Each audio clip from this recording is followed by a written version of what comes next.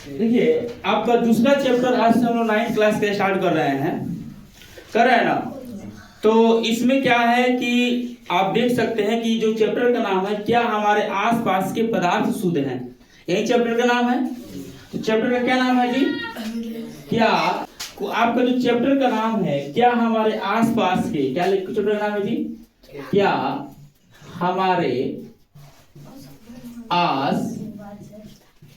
हमारे आसपास के पदार्थ शुद्ध है, यही चैप्टर का नाम है।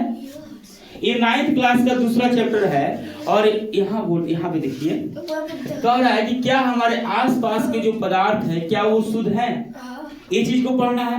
देखिएगा आपके मार्केट में बहुत सारे सामान मिलता है कि नहीं मिलता है, उसको जरा आप सोचिए कि क्या वो पदार्थ जो मिल रहे हैं क्या वो शुद्ध हैं।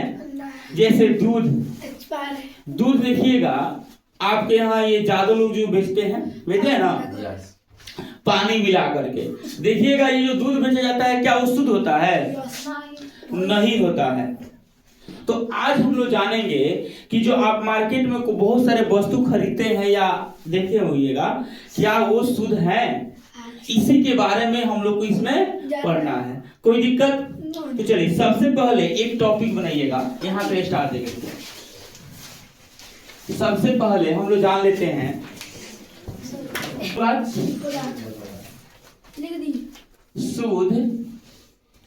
शुद्ध पदार्थ।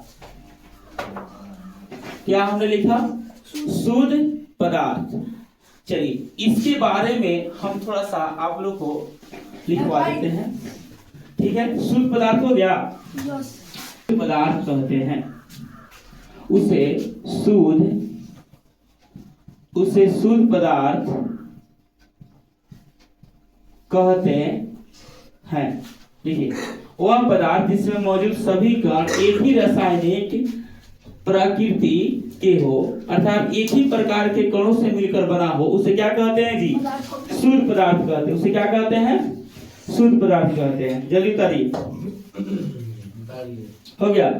अब देखिए क्या होता है, कहने का मतलब यह कि शुद्ध पदार्थ क्या है, तो ऐसा पदार्थ होता है जिस कोई भी वस्तु ले लीजिए उसमें एक ही कण हो। कैसा कण हो जी? जो कण होता है वो एक ही कण हो, मतलब दूसरा कण नहीं हो। जैसे मान लीजिए दूध है तो दूध में अगर नाइट्रोजन है या कोई भी चीज है तो वही चीज नाइट्रोजन ही हो, बाकी दूसरा कोई पदार्थ न हो, उसी को हम लोग क्या कहते हैं? शुद्ध पदार्थ कहते हैं। आगे समझ में? यानी हमने यहाँ पे लिखवाया कि शुद्ध पदार्थ क्या है, तो वह पदार्थ जिसमें मौजूद सभी कण समान रासायनिक प्रकृति के हो, अर्थात एक ही प्रकार के कणों से मिलकर बना हो, उसे क्या कहते हैं? शुद्ध पदार्थ कहते हैं। आगे समझ में? चलिए हटाएं इसको। कितने भागों में हम बांटते हैं? कौन कौन? पहला में तत्व और दूसरा में यौगिक। एक साथ बोलिएगा। शुद्ध पदार्थ जो होते हैं इसके कितने भागों में बांटते हैं? 2 भागों में। पहला क्या होता है? तत्व। दूसरा क्या होता है? यौगिक। आपसे कोई भी व्यक्ति पूछेगा कि शुद्ध पदार्थ को कितने भागों में बांटा गया है? कौन कौन? एक तत्व और दूसरा यौगिक। अब आप हेडलाइन बनाइएगा तत्व। चलिए अब हम लोग थोड़ा सा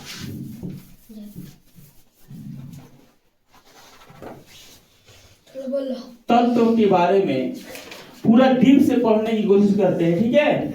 तत्व के बारे में जो है फ्रांस के रासायनिक यानी फ्रांस के एक वैज्ञानिक ने बताया था। फ्रांस के वैज्ञानिक का नाम क्या था जी? एंटोनी लॉरेंट लवाइजिए। बताइए फ्रांस के वैज्ञानिक का नाम क्या था? एंटोनी लॉरेंट लवाइजिए के अनुसार उन्होंने कहा था कि तत्व पदार्थ का वह मूल रूप है। यानी मूल रूप का मतलब तत्व जो है एक ऐसा मूल रूप है, ऐसा रूप है उसका जिसे रासायनिक प्रतिक्रिया द्वारा, यानी जो रासायनिक मतलब जैसे नाइट्रोजन गैस जितने भी रासायनिक पदार्थ होते हैं उसके द्वारा जो है इसको अन्य सरल पदार्थों में विभाजित नहीं किया जा सकता है। कहने का मतलब है कि कोई भी आप तत्व लेते हैं तो वो तत्व ही रहेगा, उसको दूसरे रूप में चेंज नहीं कर सकते हैं। कहने का मतलब है कि मान लीजिए लोहा है तो लोहा को सोना में चेंज कर दीजिएगा, क्या नहीं होगा? सोना को क्या लोहा में चेंज कर दीजिएगा क्या? हीरा को क्या लोहा बना दीजिएगा क्या? यही किन्होंने कहा था? एंटोनी लॉरेंट लवाइजिए। सही बात कहा था ना। क्या आप कोई भी पदार्थ है, आप वस्तु ले लीजिए, क्या उसको एक पदार्थ से दूसरे पदार्थ में तब्दील कर सकते हैं? क्या नहीं कर सकते हैं। जैसे इन्होंने कहा था कि कोई भी तत्व, यानी जितने भी तत्व होते हैं दुनिया में, सभी मतलब 118 तत्व हैं। 118 तत्व जो है उसको आप कभी भी मतलब हाइड्रोजन हुआ चाहे कोई भी हुआ, उसको जो हाइड्रोजन है वो हाइड्रोजन रहेगा, दूसरा रूप में उसको चेंज आप नहीं कर सकते हैं। आगे समझ में? क्या दूसरे रूप में उसको चेंज कर सकते हैं? क्या नहीं कर सकते। किनके अनुसार? एंटोनी लॉरेंट लवाइजिए के अनुसार। कोई दिक्कत? अच्छा, एंटोनी लॉरेंट लवाइजिए ये कहाँ के रहने वाले थे? कहाँ के रहने वाले थे? फ्रांस के। आप लोग कहीं नहीं बोल रहे हैं। तो एंटोनी लॉरेंट लवाइजिए कहाँ के रहने वाले थे? फ्रांस के रहने वाले थे। कहाँ के रहने वाले थे जी? फ्रांस के रहने वाले थे। आगे समझ में? अब जैसे में लिखिएगा आप लोग। जैसे में लोहा, उसके बाद कार्बन, सोना, क्या हो सकता है? सोना हो सकता है, चांदी हो सकता है। आप जो ऑक्सीजन हम लोग लेते हैं, सांस ले रहे हैं ना, ये भी हो सकता है ऑक्सीजन। क्या हो सकता है? ऑक्सीजन हो सकता है, इत्यादि। आगे इत्यादि लिख लो। तो आगे समझ में?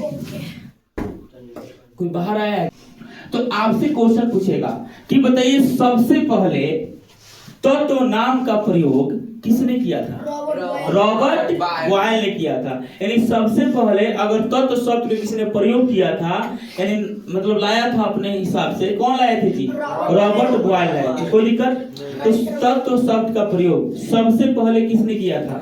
रॉबर्ट बॉयल नामक एक वैज्ञानिक थे, उन्होंने किया था। अच्छा बताइए कौन ऐसा वैज्ञानिक था जिन्होंने कहा था कि तत्व जो है ना, तत्व को एक रूप से दूसरे रूप में आप बदल नहीं सकते हैं रासायनिक प्रतिक्रिया द्वारा? बताइए कौन आदमी कहा था? एंटोनी लॉरेंट लवाइजिए के अनुसार कहना था कि आप तत्व को जो है ऐसा मूल रूप है कि इसको रासायनिक प्रतिक्रिया द्वारा जो है कभी भी बदला नहीं जा सकता है। इन्हें कहा था इन्होंने। चलिए वेरी गुड। तत्व में आप लोग बताइए, इतना हम बता दिए, इसमें से कितना याद हो जाएगा आपको? चलिए हटाइए इस बात को। तत्व के प्रकार, आपसे कोई पूछेगा तत्व के प्रकार में, तो एक नंबर में लिखिएगा। एक में लिखिएगा धातु। एक में क्या लिखिएगा? धातु। दूसरा में अधातु। दूसरा में क्या होगा जी? अधातु। और तीसरा में उपधातु। चलिए लिखिएगा। तत्व के प्रकार कितने होते हैं? तीन होते हैं। कौन कौन? धातु, अधातु और उपधातु।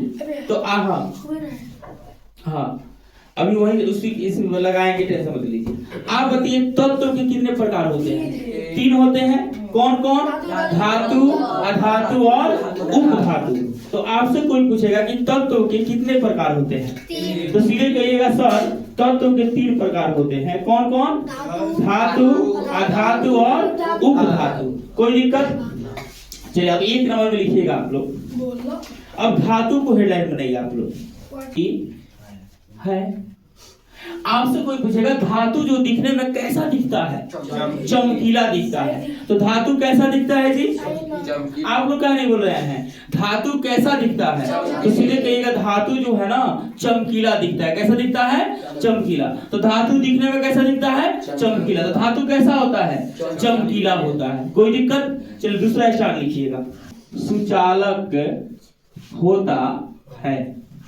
तो आप जरा बताइए धातु क्या होता है? तो धातु ताप तथा विद्युत का सुचालक होता है। अब आप में माइंड में वही सुचालक क्या है, माइंड में आ रहा होगा आपके कि भाई सुचालक जो आ रहा है क्या है। तो समझिए ध्यान से। जैसे क्या करिए, कोई भी आप धातु ले लीजिए और हम आग ताप मतलब क्या होता है? आग हुआ तो हम आग जला देते हैं। एक बड़ा सा छड़ ले लेते हैं, धातु हुआ। लोहा क्या है? धातु है कि नहीं है? तो हम लोहा को वहां से गर्म करेंगे तो कुछ टाइम के बाद आपका देखिए यहाँ पे पकड़ नहीं पाइएगा। देखिएगा क्यों? वहां से जब धुकना स्टार्ट करता है, जब गर्म होना स्टार्ट करता है धातु, तो धीरे धीरे क्या होता है उसमें? प्रवाहित होता है, यानी आगे की ओर चलता है वो। तो आप बताइए, अब विद्युत क्या होता है? आप एक मान लीजिए धातु ले लीजिए, जरा बिजली विद्युत होता है ना बोर्ड, थोड़ा उसमें लगा के देखिए क्या होता है, उसमें धारा प्रवाहित हो जाता है, हो जाता है। तो इससे कह सकते हैं कि धातु में जो है ना ताप मतलब तापमान और विद्युत दोनों क्या हो जाता है, प्रवाहित हो जाता है, दोनों बहना शुरू हो जाता है। आगे समझ में? तो धातु क्या होता है? चमकीला होता है। धातु ताप का विद्युत का क्या होता है जी? सुचालक होता है। अगला स्टार्ट के लिखिए, होती है। धातु आघातवर्ध्य तथा तन्य होती है।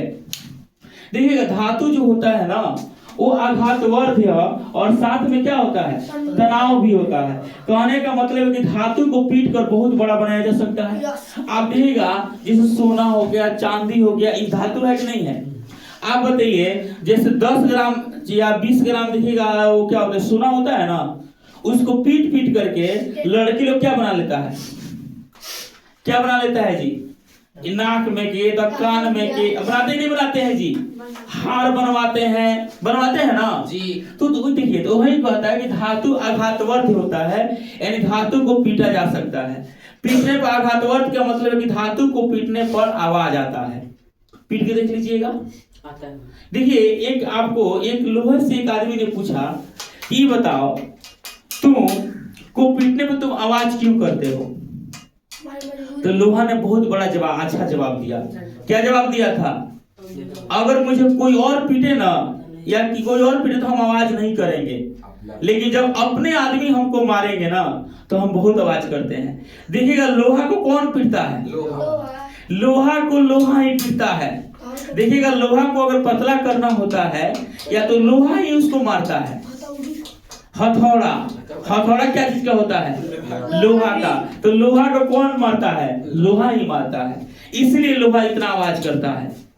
जब अपने ही अपने को मारना स्टार्ट कर देंगे तो आवाज तो होना तय है जी। वही तो धातु क्या होता है? आघातवर्ध्य तथा तन्य होती है, यानी उसको हम बहुत लंबा बनाया जा सकता है। छोटा रूप है तो उसको बड़ा से बड़ा हम लोग बना सकते हैं। कोई दिक्कत? चलिए और लिखिए आगे। प्रतिध्वनि पूर्ण होती है। धातु कैसे होती है? प्रतिध्वनि पूर्ण होती है, यानी उसको पीटने पर क्या होता है जी? आवाज आता है। अभी वही चीज हमने बताया कि धातु को पीट करके क्या कर सकते हैं जी? लंबा बनाया जा सकता है। और जब हम पीटेंगे तो क्या होगा उससे जी? आवाज तो आना ही आना है। आगे समझ में? तो धातु को कोई भी धातु ले लीजिए, जब उसको हम पीटेंगे तो आवाज आना तय है, उसमें आवाज आना ही आना है। आया समझ में?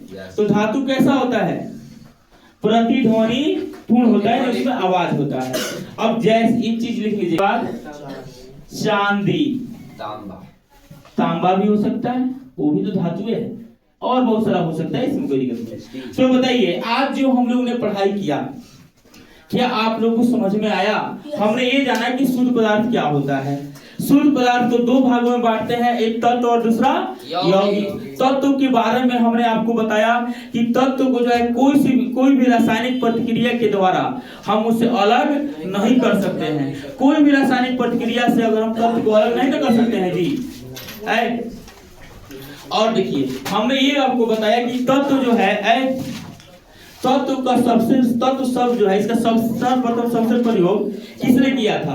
अगर आपसे कोई व्यक्ति पूछेगा कि तत्व का जो हम शब्द का जो प्रयोग किया जाता है सबसे पहले किसने किया था? रॉबर्ट बॉयल ने किया था। ये आपको हम बताए। फिर आपको हमने ये बताया कि तत्व को हम लोग जो है कितने भागों में बांटते हैं। तत्व कितने भागों में बांटते हैं जी? कौन कौन? धातु, अधातु और उपधातु। हमने उसमें बताया धातु क्या है, तो धातु चमकीली होती है। धातु ताप और विद्युत का क्या होता है? सुचालक होता है। धातु आघातवर्ध्य तथा तन्य होती है। धातु प्रतिध्वनि पूर्ण होती है, मतलब धातु को पीटने पर आवाज जरूर आता है। देखिएगा धातु कोई भी पीटेगा तो क्या आएगा? उसका आवाज आना तय है। जैसे लोहा, सोना, चांदी, तांबा, इसे ठीक है ना। तो आज के हम क्लास यहीं पे समाप्त करते हैं, फिर मिलते हैं हम लोग अगले क्लास में। अभी के लिए जय हिंद। चलिए।